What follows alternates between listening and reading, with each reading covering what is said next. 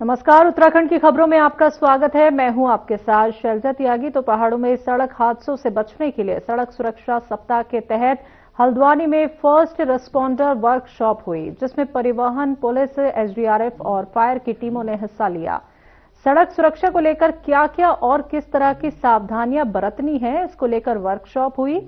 इसके अलावा टैक्सी चालकों को गाड़ियों में आग लगने के दौरान किस तरह की सावधानी बरतनी है, वाहन दुर्घटना के दौरान फर्स्ट एड कैसे करना है, इसको लेकर डेमो भी दिया गया। सड़क सुरक्षा को लेकर कुमाऊं के अन्य इलाकों में भी वर्कशॉप करने का निर्णय लिया गया। वर्कशॉप में टैक्सी चालकों को फर्स्ट एड किट भी वितरित की गई। बेझिझक यकीन कर सकते। राष्ट्रीय सड़क सुरक्षा माह 2026 के अंतर्गत आज टैक्सी यूनियन पे पुलिस विभाग और परिवहन विभाग के द्वारा एक संयुक्त कार्यक्रम की आयोजित किया गया है, जिसमें फर्स्ट रिस्पॉन्डर के संबंध में लोगों को जागरूक किया गया है कि कोई दुर्घटना होती है तो कैसे दुर्घटना प्रभावितों की हेल्प की जा सकती है। तो इससे बताया गया, क्योंकि व्यक्ति हेल्प करना चाहता है, कभी हेल्प करते करते जो प्रभावित व्यक्ति को उसको नुकसान भी पहुंच सकता है। तो ये छोटी छोटी जानकारी दी गई है, जिससे हम कभी दुर्घटना होती है तो उसमें प्रभावित व्यक्तियों को उसको सहायता पहुंचा सकते हैं। इसके साथ साथ जो यातायात नियमों की जानकारी सभी को दी गई है, और जो अग्निशमन विभाग है उनके द्वारा भी ये बताया गया है कि अग्नि लगने पर, आग लगने पर कैसे उससे बचाव किया जा सकता है। तो आज इस तरह सड़क सुरक्षा माह के अंतर्गत ये कार्यक्रम किया गया था। इसमें सड़क सुरक्षा से संबंधित लोगों को जानकारी दी गई है, जिससे सड़क दुर्घटनाओं की संभावनाओं को न्यून किया जा सके।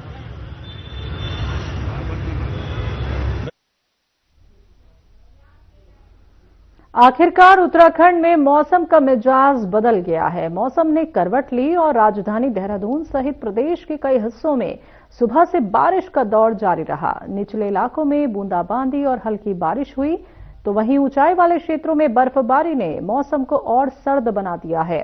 केदारनाथ, गंगोत्री, यमुनोत्री, मसूरी, चक्राता और धनौल्टी जैसे इलाकों में बर्फ की फुहारें गिर रही हैं। मौसम बदलने से ठिठुरन बढ़ी है। बर्फबारी के इंतजार में बैठे लोगों के चेहरे खिल उठे। राजधानी देहरादून सहित प्रदेश के कई हिस्सों में सुबह से बारिश का सिलसिला जारी रहा, जबकि ऊंचाई वाले इलाकों में बर्फबारी हो रही है।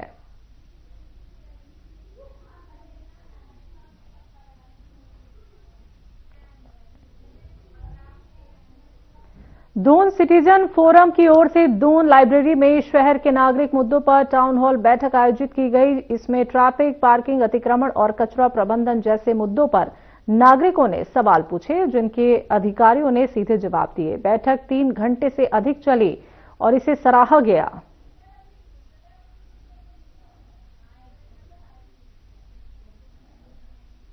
सर, दो साल पहले हम दून सिटीजन फोरम का हमने गठन किया था, जिसमें उत्तराखंड के प्रोफेशनल, चार्टर्ड अकाउंटेंट, डॉक्टर्स, सैन्य अधिकारी, रिटायर्ड पर्सन, इन सब ने मिलकर हमने एक कमेटी बनाई, जिसमें कोई प्रेसिडेंट सेक्रेटरी नहीं, और इसका एम ये था कि देहरादून की जो ज्वलंत समस्याएं हैं उस पे एकजुट होकर हम किस प्रकार आवाज प्रशासन के सामने कर सकें।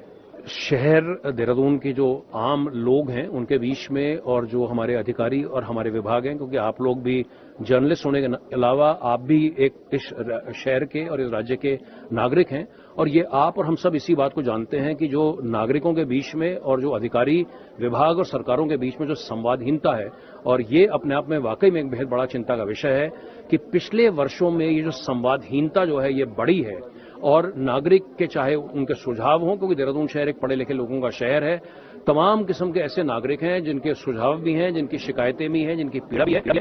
देहरादून सिटीजन फोरम ने आज एक प्रोग्राम रखा था देहरादून लाइब्रेरी में, हमें भी वहां आमंत्रित किया गया था।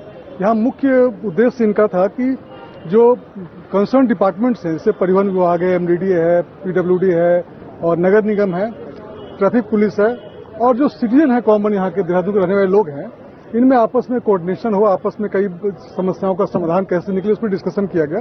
तो परिवहन विभाग की जहां तक बात है, ट्रैफिक की बात को उठाया गया कि ट्रैफिक जाम कई बार रहता है, और विमेन सेफ्टी की बात भी उठाई गई कि पब्लिक ट्रांसपोर्ट में विमेन सेफ्टी कैसे हो। उसके साथ साथ जो बसें हैं या टाटा मैजिक है, इसमें कई बार ओवरलोडिंग की बात होती है, तो उस पर इन्होंने डिस्कस किया। तो हम लोगों ने बताया इनको कि इन सब चीजों पर हम लोग। प्रयागराज माघ मेले में शंकराचार्य स्वामी अविमुक्तेश्वरानंद को रथ से संगम स्नान से रोके जाने का मामला तूल पकड़ता जा रहा है। संत समाज ने इसे अपमान बताया। वहीं बीजेपी विधायक विनोद चमोली ने आरोपों को गलत बताते हुए प्रशासनिक व्यवस्था का हवाला दिया है।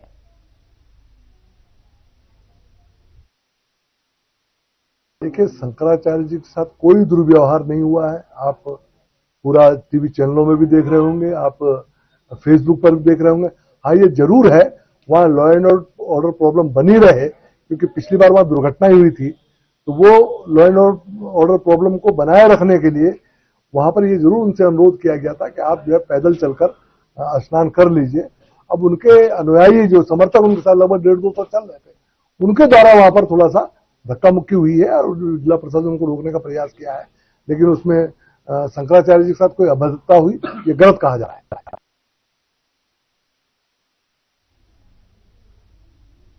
गदरपुर में प्रस्तावित बीजेपी नेताओं पूर्व मुख्यमंत्री त्रिवेंद्र सिंह रावत, विधायक अनिल बलोनी, पूर्व प्रदेश अध्यक्ष मदन कौशिक और विधानसभा अध्यक्ष रितु खंडूरी का दौरा आखिरकार रद्द कर दिया गया। राजकीय इंटर कॉलेज गुलरभोज में हेलीपैड तक तैयार था और पार्टी कार्यकर्ताओं में खासा उत्साह था, लेकिन ऐन वक्त पर चारों नेता नहीं पहुंचे, जिससे कार्यकर्ता मायूस नजर आए।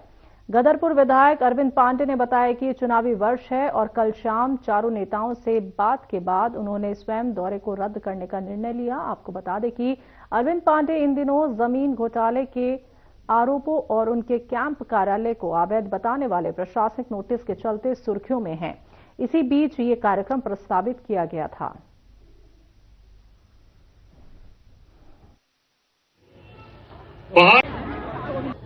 मेरा छोटा भाई जो इस प्रदेश में मंत्री हैं सौरभ बहुगुणा जी, उनका मुझे फोन आया।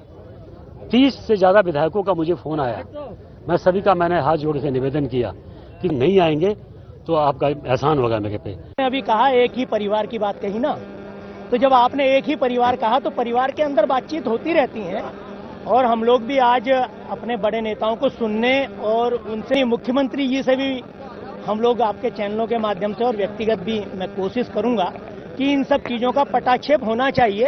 ये सारे लोग पार्टी, भारतीय जनता पार्टी हो, सरकार है या विधायक हैं, सब जनता के प्रतिनिधि होते हैं और इन सब चीजों से क्या होता है कि पार्टी का नुकसान भी होता है और विकास भी प्रभावित होता है। एक ही परिवार के लोग हैं, बातचीत करेंगे। लेकिन प्रोग्राम तो पार्टी का ही है, किसी और दल का प्रोग्राम तो है नहीं। भारतीय जनता पार्टी के विधायक हैं, पार्टी के कार्यकर्ताओं को उन्होंने बुलाया है और ये तो कार्यक्रम भारतीय जनता पार्टी का हमेशा चलता रहता है, कार्यकर्ताओं से मिलना जुलना। विधायक जी के आवास पे सारे जने पहुंचे हैं। जानकारी में तो यही था कि पूर्व मुख्यमंत्री वगैरह सब यहाँ आ रहे हैं, तो अब ये जानकारी नहीं है अभी तक कि वो प्रोग्राम कैंसिल हो गया है। उनके स्वागत के लिए लोग यहाँ उपस्थित हुए हैं। माननीय विधायक जी का धन्यवाद करने के लिए, और पार्टी का कार्यक्रम है, पार्टी के कार्यकर्ता पार्टी के साथ हमेशा जुड़े रहते हैं। हार्दिक धन्यवाद करता हूं। जिस प्रकार से पांडे जी ने सीबीआई जांच की मांग कोई भी कर सकता है, शासन प्रशासन करवाए न करवाए, मांग करना सभी का अधिकार है। और जिस प्रकार से इस समय माहौल चल रहा है और पार्टी हाईकमान को गंभीरता से इस विषय को लेना चाहिए। और आज मुझे थोड़ा यही लगा कि माननीय मंत्री जी के साथ, हम विधायक अरविंद पांडे जी के साथ पूरी लगन के साथ उनके साथ रहेंगे।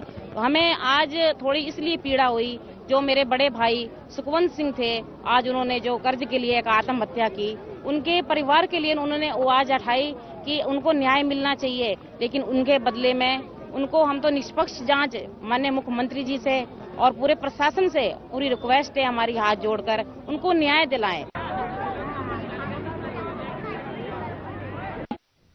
वक्त एक छोटे से ब्रेक का।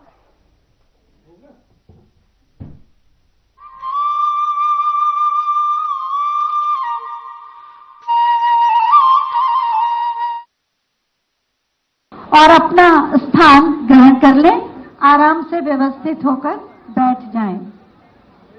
मां भारती के वीर सपूत, आजाद हिंद सेना के सर्वोच्च सेना नायक राष्ट्र नायक नेताजी सुभाष चंद्र बोस की जयंती पराक्रम दिवस पर आयोजित नागरिक सुरक्षा मॉक ड्रिल के इस आयोजन में हम आप सभी का हार्दिक स्वागत करते हैं, अभिनंदन करते हैं।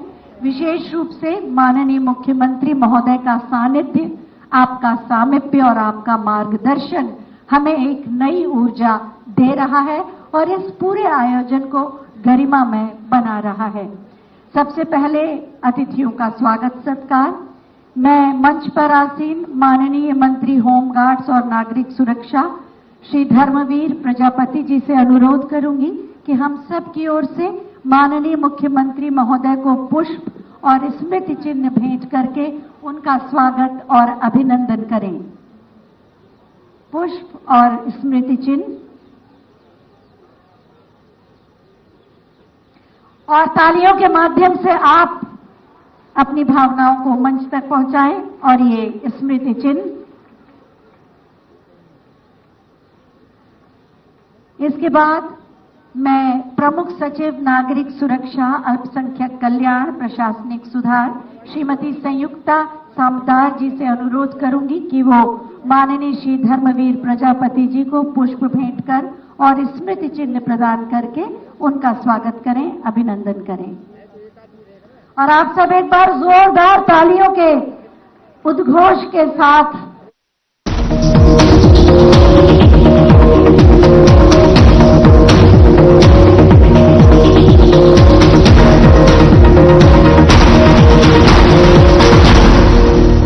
देवों की पावन भूमि है यह भूमि है स्वाभिमान की। देवों की पावन भूमि है यह भूमि है स्वाभिमान की। पुरखों की सांझी विरासत की यह भूमि है सम्मान की। बोल रहा है गर्वित होकर इस भूमि का एक एक कण। आगे बढ़ता उत्तराखंड अपना प्यारा उत्तराखंड। आगे बढ़ता उत्तराखंड अपना प्यारा उत्तराखंड।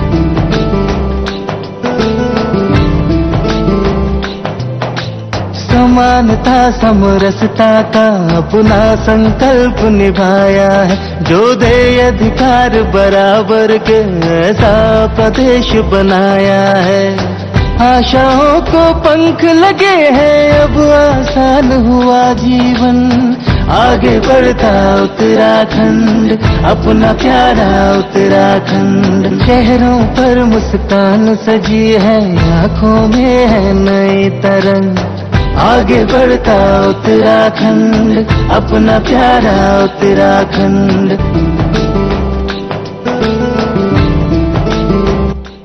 उत्तराखंड राज्य हमारे आंदोलनकारियों की त्याग, तपस्या और बलिदान का ही प्रतिफल है।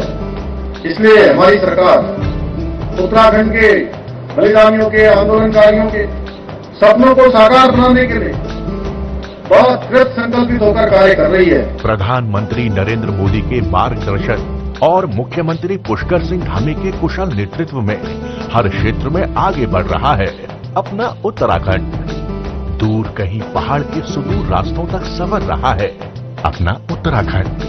कुछ लोग खाते पीते तो बहुत बढ़िया हैं, पर फिर भी उनकी सेहत नहीं बनती। पिचके हुए गाल हैं, हड्डियां निकली हुई हैं, पैंटें ढीली हैं, कपड़े जचते नहीं, कोई पर्सनैलिटी नहीं। ऐसे लगता है इधर से खाए जा रहे हैं, उधर से निकले जा रहा है, क्योंकि उनका पाचन तंत्र खराब है। और जब तक के पाचन तंत्र दुरुस्त नहीं होगा, वो जितना मर्जी अच्छे से अच्छा खा ले, उनकी सेहत नहीं बन सकती। इसलिए हमारी संस्था सन्यासी आयुर्वेदा ने एक ऐसी दवा का निर्माण किया है जो कि आपके लिवर को, आपके पाचन तंत्र को दुरुस्त करने का काम करती है, ताकि आप जो भी खाएं उसका पूरे का पूरा निचोड़ आपके शरीर को लगे, आपकी भूख बढ़े, खाया पिया सही से लगे, नया खून बने, हड्डियों में जान आए, वजन बढ़े और आप मोटे तगड़े खूबसूरत पर्सनैलिटी के मालिक बन जाएं। सिर्फ 655 रुपए की पूरे 1 महीने की दवा होती है और आप इसे घर बैठे 01145454545 पर फोन करके दवा मंगवा सकते हैं।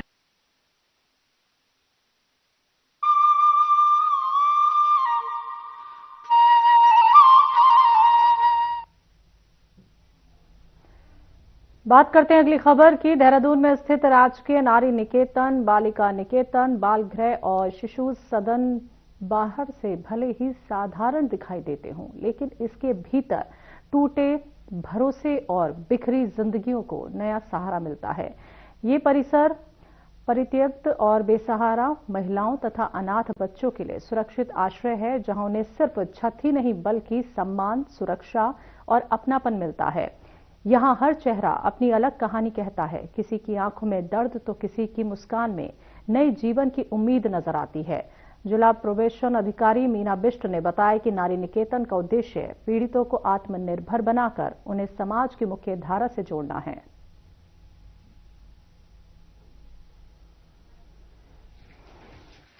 जितने भी हमारे अनाथ हैं, परित्यक्त हैं और इस तरह के बेसहारा जो महिलाएं हैं या इस तरह से बच्चे जो हमें मिलते हैं, तो फिर माननीय मजिस्ट्रेट के आदेश से उनको यहाँ पर रखा जाता है और हमारी सरकार के द्वारा इसमें पूरा उनके रहने की, भोजन की, पोषण की, स्वास्थ्य की और उनकी शिक्षा की सारी व्यवस्था की।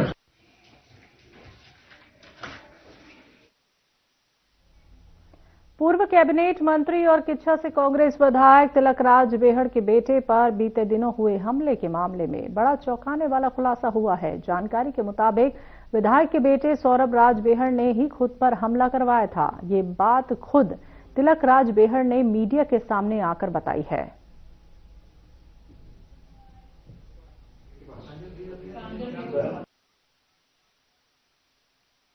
जो माननीय विधायक श्री तिलकराज बेहड़ जी के लड़के हैं सौरभ बेहड़, उन पर हमला किया गया था 3 लड़कों के द्वारा, जो कि सीसीटीवी के एक फुटेज में पता चला, जिसमें उस जो 3 लड़के थे उनमें से एक लड़के ने इनकी स्कूटी को नीचे गिरा दिया और उनसे मारपीट की।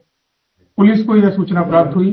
तत्काल पुलिस की कई टीमें बनाई गई और कई थाने के इंस्पेक्टर और सीओज को भी इसमें लगाया गया। सारी टीमों ने एक साथ काम किया, मोबाइल सर्विलांस पर, मैनुअल सर्विलांस पर और सीसीटीवी पर। इसमें यह पता चला कि 3 लड़के कौन हैं, उनकी जानकारी हुई, जिसमें वो तीनों लड़के बादशाह खान, दीपक और वंश, ये 3 लड़के आइडेंटिफाई किए गए। सौरभ राज बेहड़ का जो मामला है मेरे बेटे का, जो मुझे रात से जानकारियां मिल रही हैं और सुबह पुख्ता जानकारी जो मिली है, सौरभ राज बेहड़ ने अपने एक दोस्त इंदर के साथ मिलकर स्वयं ही षड्यंत्र रचा है। और जो जानकारी मिली है,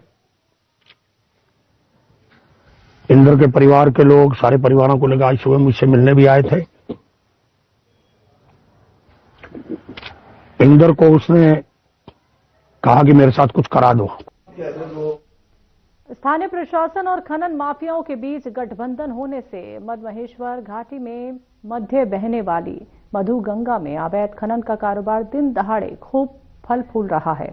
जहां स्थानीय प्रशासन की सह पर खनन माफियाओं ने मधु गंगा के सीने को छलनी कर दिया है और खनन माफिया खूब चांदी काट रहे हैं। बता दें कि क्षेत्रीय जनता द्वारा अवैध खनन पर अंकुश लगाने की मांग लंबे समय से की जा रही है, मगर खनन माफियाओं और स्थानीय प्रशासन के बीच गठबंधन होने से मधु गंगा में हो रहे अवैध खनन पर रोक नहीं लगा पा रहे।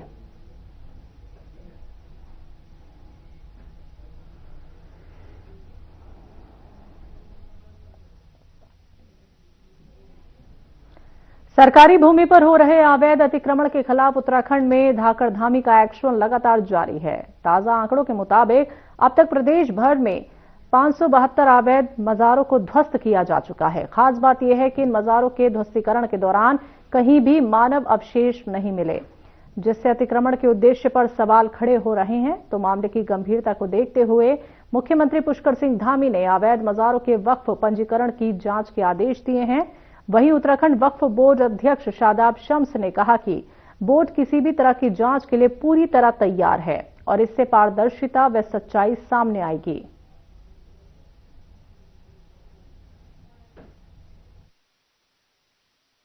जब युवा मुख्यमंत्री ने मज़ारों के खिलाफ एक लाइन ली, अब मैं ये कहता हूं जब मज़ारें तोड़ी गई तो ये बातें सामने आई कि जहां मज़ारें तोड़ी गई उनके नीचे कोई अवशेष नहीं थे। वो मज़ारें अब वो क्या सत्यता थी उसमें तो हम नहीं जाएंगे, लेकिन मैं इतना जरूर कहूंगा कि कोई भी मज़ार जो वक्फ बोर्ड में दर्ज है उन मज़ारों को नहीं छेड़ा।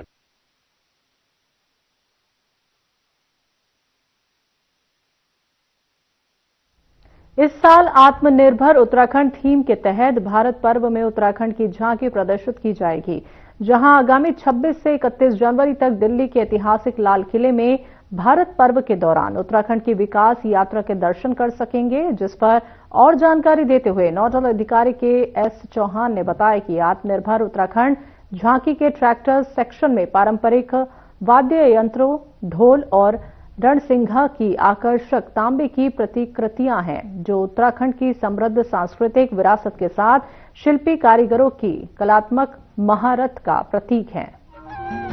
इस वर्ष गणतंत्र दिवस के अवसर पर दिल्ली के ऐतिहासिक लाल किले पर आयोजित भारत पर्व में उत्तराखंड की झांकी आत्मनिर्भर उत्तराखंड की थीम पर बनाई गई, जो आत्मनिर्भर भारत के राष्ट्रीय विजन के अनुरूप राज्य की सांस्कृतिक, आर्थिक एवं पारंपरिक आत्मनिर्भरता को दर्शाती है।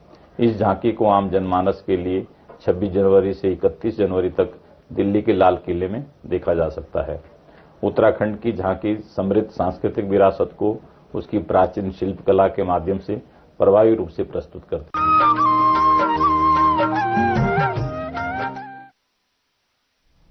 बिहारी महासभा द्वारा बसंत पंचमी के मौके पर 180 सी राजपुर रोड स्थित शिव बाल योगी महाराज के प्रांगण में कार्यक्रम का आयोजन हुआ। बिहारी महासभा द्वारा धूमधाम से बसंत पंचमी मनाई गई। आपको बता दें कि मूर्ति पूजा के लिए महासभा ने हरिद्वार से मां सरस्वती की मूर्ति बनवाई। सुबह 10 बजे मूर्ति पूजन एवं सरस्वती वंदना आरती की गई। मूर्ति पूजन के बाद स्थानीय भक्तों को भंडारे का प्रसाद वितरित किया गया। इसके बाद दोपहर में हजारों भक्तों के साथ भंडारे का आयोजन हुआ।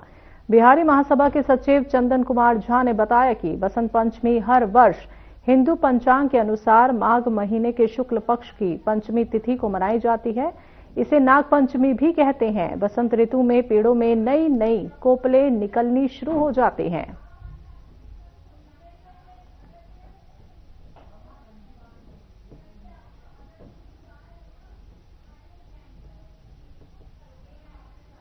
अल्मोड़ा में तेंदुए का मूवमेंट शहर के कई मोहल्लों में देखा जा रहा है, जिससे आम जनता दहशत में है। सीसीटीवी कैमरे में कई लेपर्ड कैद हो चुके हैं। वन विभाग ने वन्य जीव संघर्ष को रोकने के लिए सभी पर्वतीय जनपदों में अलर्ट जारी किया है। डीएफओ दीपक सिंह ने बताया कि अल्मोड़ा में बीते 3 महीनों में 12 लेपर्ड को रेस्क्यू किया गया है। पिछले सालों की तुलना में शहरी क्षेत्रों में लेपर्ड की गतिविधियां बढ़ रही हैं। विभाग ने कहा कि तेंदुए की गणना और मॉनिटरिंग के लिए विशेष कदम उठाए जा रहे हैं और लोगों को जागरूक करने के लिए भी पहल की जा रही है।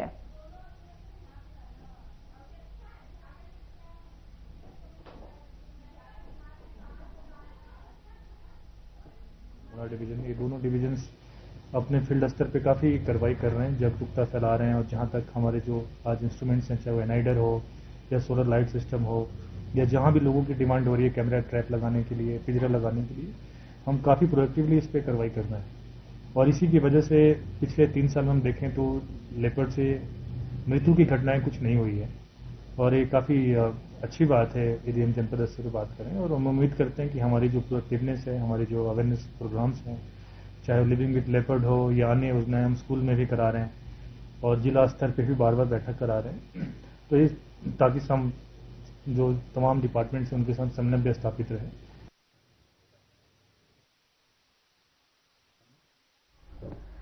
उत्तराखंड में शुक्रवार को मौसम ने अचानक करवट बदल ली। देहरादून सहित प्रदेश के कई इलाकों में बारिश दर्ज की गई। वहीं ठंडी हवाओं से तापमान में गिरावट महसूस हुई। मौसम विभाग ने प्रदेश के 6 जिलों में भारी बारिश और बर्फबारी का अलर्ट जारी किया है। उत्तरकाशी, चमोली और रुद्रप्रयाग में बर्फबारी की संभावना जताई गई है, जबकि अन्य जिलों में ओलावृष्टि और तेज हवाओं को लेकर येलो अलर्ट जारी है। बारिश से किसानों को लंबे समय से चले आ रहे सूखे से राहत मिलने की उम्मीद है। वहीं जंगल में लगने वाली आग की घटनाओं में भी कमी आने की संभावना जताई जा रही है।